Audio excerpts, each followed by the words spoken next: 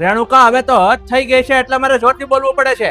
પપ્પા શેની રાણું નાખું છું? શું થયું? ક્યાં છે તારી પત્ની? આવતી હશે. શું થયું પપ્પા? હા, મોટી વહુ. મોટી વહુ કેમ હજુ નથી દેખાતી? શું થયું પપ્પા? તમે મને પણ બોલે? બેટા કહું હું તને છું. છેલ્લી વખત પૂછું છું, તે લીધા છે રૂપિયા? કહી દો. ચૂપ થાવ ને તમે. પપ્પા મમ્મી વાત મેં ખોટી નહીં નથી. લીધા. કારણ કે ઘરમાં 3 દિવસે એકવાર ચોરી થાય છે ને થાય છે. અને ઘરની બહારનું વ્યક્તિ તો કોઈ કરતું નથી, કારણ કે ઘરની બહારનું વ્યક્તિ જો કોઈ ઘરમાં આવે તો કઈક વસ્તુ તોડીને જાય ને પૈસા લઈને જાય, ઘરે ના લઈને જાય. પણ ઘરમાં ને ઘરમાં આ ઘરની અંદર જે ચાલી રહ્યું છે ને એમાં આખા ઘરની આબરૂ નીલામ થઈ રહી છે. કારણ કે બંને વહુ એકબીજા પર આરોપ પ્રતિ આરોપ લગાડે છે. તમે અહીંયાથી ખાલી જુઓ કે કોઈ જોતું નથી, બાકી હું જોઈ લઉં. અત્યારે જીનલ પણ ઘરમાં નથી ને, એ તો જો આપણે ગમે ત્યારે ટાટકશે, વાવાઝોડું જ છે. તપાસ તો કર. જુઓ તો આમાં કોઈ બિલ કાગળિયા.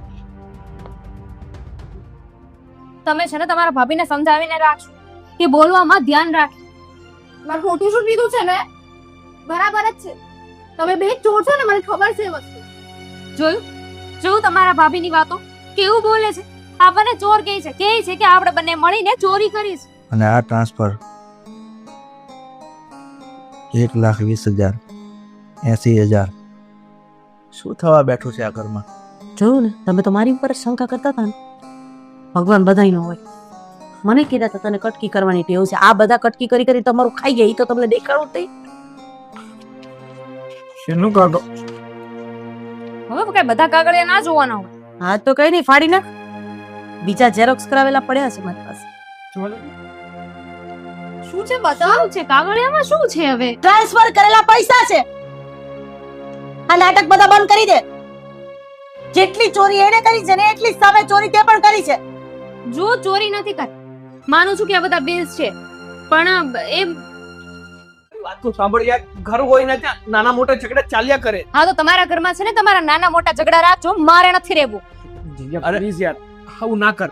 જો મારી વાત સમજવાની કોશિશ કર તું. કહ્યું ને તમને એક વાર કે મને સમજાવવાની કોશિશ ના કરો. હું જાઉં છું મારા પપ્પાના ઘરે. આ ઘરની અંદર આટલા ટાઈમથી આ બધી માથાકૂટ ચાલે છે અને હું પણ કહેતો હતો કે આ એક પછી એક ઘરમાંથી ચોરી થાય છે, બધું ક્યાં જાય છે, શું છે આ બધું? આ બધું તારી પાસે? હા એવું જ માની લો કે મેં જ ચોરી કરી હતી. પણ એનું કોઈ કારણ હોઈ શકે ખરું? મમ્મી તમે ચોરી કરી? ઘરમાં સંત ના હોય તો એ પરિવારને પરિવાર કહેવાય જ નહીં. એટલે કોઈને જબર